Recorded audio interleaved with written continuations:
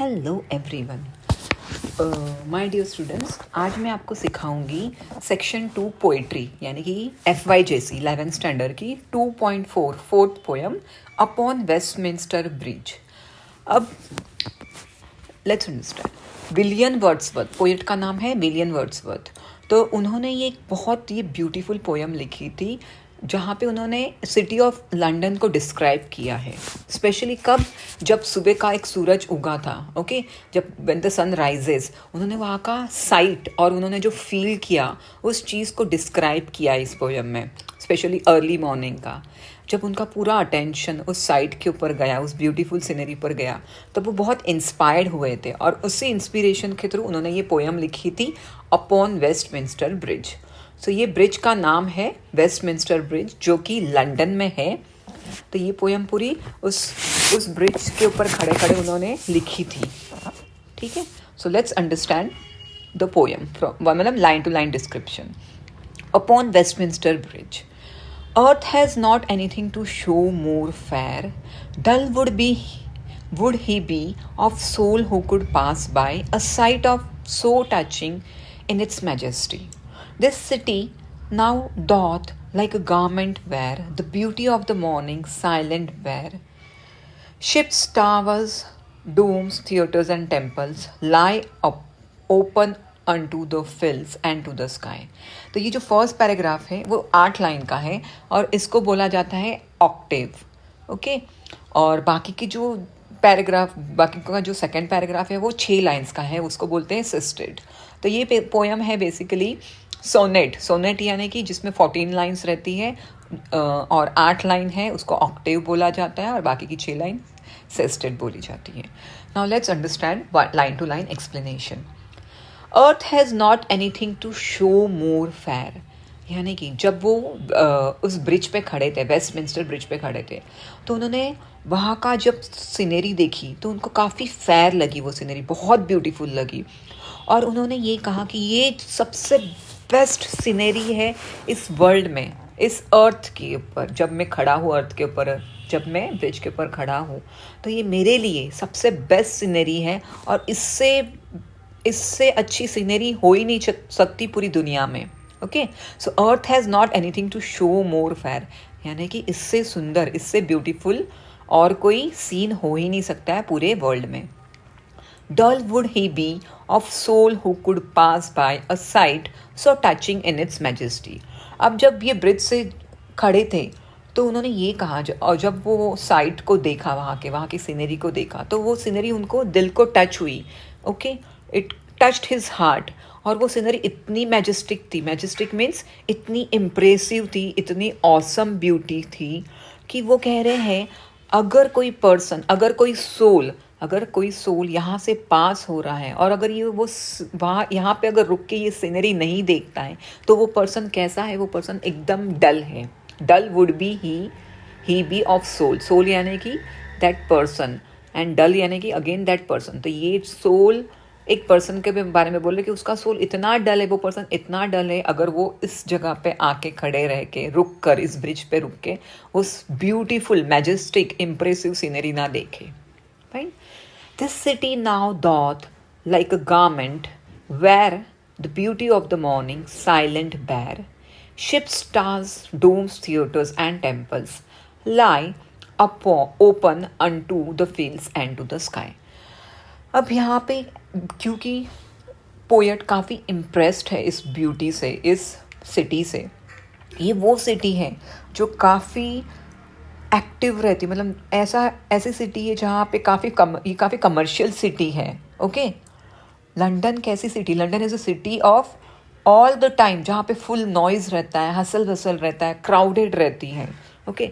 तो ऐसी सिटी में इतनी ब्यूटीफुल सीनरी बहुत मुश्किल से मिलती है, because it is a very noisy city, बहुत आवाज़, फुल डे आवाज़ वाली सिटी है, जो कि काफ़ी इंडस्ट्रियल, जैसे देखने जाए ना, काफ़ी इंडस्ट्रियल रिवॉल्यूशन हुआ इस सिटी में। तो इस सिटी में this city now doth means does like a garment, यानी कि जो this city is like a garment, is like a new garment, यानी कि सिटी ने एक नया सा गारमेंट पहना है। किसका? एकदम सुबह सुबह जब सुबह सूरज उगा है, जब डॉन हुआ है, यानी कि जब सूरज उगा है, एक ब्यूटीफुल न्यू गारमेंट पहना है। किसका? साइलेंस का, जहाँ पे एकदम साइलेंट है, प्योरिटी है, कामनेस है, शांति है, क्वाइट है। यानी कि ये सिटी पूरी क्वाइट है। बट कब है? अर्ली इन द मॉर्निंग, जब सूरज उगता है तब। ओके, तो यहाँ पे पोएट ये बता रहे कि the city is wearing a beautiful new garment early in the morning, जब सूरज उगा है, and which is very much silent, pure, quiet, calm, serene, एकदम शांत सिटी है। क्यों यहाँ पे ये वर्ड यूज़ किया है साइलेंट पैर? क्योंकि बेसिकली जब शिप्स, स्टार्स, डोम्स वगैरह रहते हैं, राइट है, तब आपको काफ़ी हलचल लगेगी। बट क्योंकि कोई हलचल नहीं है, एकदम सुबह का वक्त है जहाँ के लोगों के आने जाने का काफ़ी कम है। You can see very rare people over here, fine. So सब जगह शांति है, भले आप शिप्स में बोलो, टावर्स, डोम्स, थिएटर्स, टेम्पल्स, ये जब हम अपने नज़रों से देखेंगे तो इवन फील्ड्स और ये जो पूरा खुला आसमान है, सब जगह शांति ही शांति, सब जगह पीस ही पीस है। Okay, this is what the poet has explain in this part. All bright and glittering in the smokeless air. Okay, अब ये जो मैनमेड चीज़ें हैं, क्या कौन सी मैनमेड चीज़ें? Ships, towers, domes, theatres, temples, fields, ये सब जो है वो काफ़ी ग्लिटर कर रही है, काफ़ी ब्राइट दिख रही है। और ऊपर से एयर में भी कोई पोल्यूशन नहीं है, एकदम स्मोकलेस है, एकदम क्लीन एंड क्लियर एयर है, और ऊपर से सब चीज़ें ब्राइट और ग्लिटर कर रही है। ओके, उसके बाद में never did sun more beautifully step, never did sun more beautifully step in his first splendour valley, rock और हिल। यानी कि पोएट ये बोल रहे, मैंने इससे ब्यूटीफुल सनराइज मैंने अभी तक देखा ही नहीं है। मैंने बहुत सारे सनराइज देखे हैं, बहुत सारे सनराइज देखे, बट इससे magnificent, Splendor means magnificent sunrise कभी देखा ही नहीं मेरे पूरे लाइफ में, जो वैली से, रॉक से और हिल से निकल उगा हुआ है, वहाँ से राइज हुआ है। So never did sun more beautifully step, यानी कि इससे पहले सनराइज कभी हुआ ही नहीं है। इतना ब्यूटीफुल, इतना स्प्लेंडर, इतना मैग्निफिशेंट सनराइज मैंने देखा ही नहीं है, जो कि वैलीज, रॉक्स और हिल से गुजरा है। Never saw I, never felt a काम सो डीप, यानी कि अब मुझे बहुत, मेरा जो हार्ट है, मेरा जो दिल है, my heart is filled with calmness, एकदम गहराई से मेरा जो दिल और दिमाग है, इतने एकदम साइलेंट माहौल में, ओके, इतने साइलेंट माहौल में, मतलब इतने साइलेंट माहौल में मैंने कभी इतना कामनेस फील किया ही नहीं जितना कि मैं आज डीपली कामनेस फील कर रहा हूँ। The river glided at his own sweet will, Dear God, the very houses seem asleep and all that mighty heart is lying still. The river. Now, which river they are talking about? River Thames. London में जो river Thames है उसके बारे में बात कर रहे हैं। ये जो रिवर है वो अपने विल से, यानी कि अपने मर्जी से स्वीटली, स्लोली, स्मूथली मूव कर रहा है। ग्लिटेड मीन्स टू मूव स्मूथली, यानी कि रिवर थेम्स वो काफ़ी अपने विल से, मतलब अपने मर्जी से हिल रहा है। Why it is telling with his own sweet will, इसका मतलब इतना स्मूथली मूव कर रहा है। अदरवाइज बेसिकली क्या होता है, जब कोई शिप है या कोई वेसल है चलती है तो उस हिसाब से लहरें चलती है, बट यहाँ पे सुबह का वक्त है जहाँ पे ना ही कोई शिप है, ना ही कोई वेसल है, इसलिए बताया गया है the river is moving smoothly eight his own will, यानी कि अपने मर्जी से चल रही है रिवर की लहरें।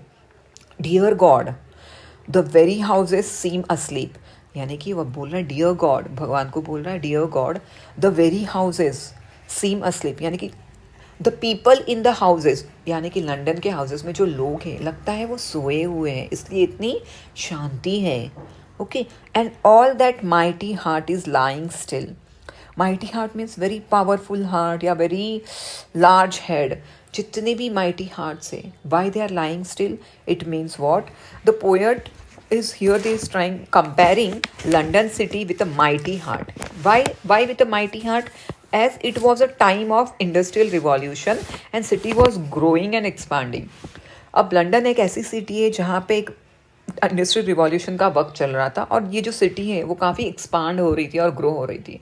तो इसके लिए यहाँ पे ये जो माइटी हार्ट वर्ड है इसको किससे कंपेयर किया गया है? लंदन सिटी से। London city with a mighty heart as it was time of industrial revolution and city was growing and expanding. काफ़ी सिटी इतनी ग्रो हो रही थी, एक्सपांड हो रही थी।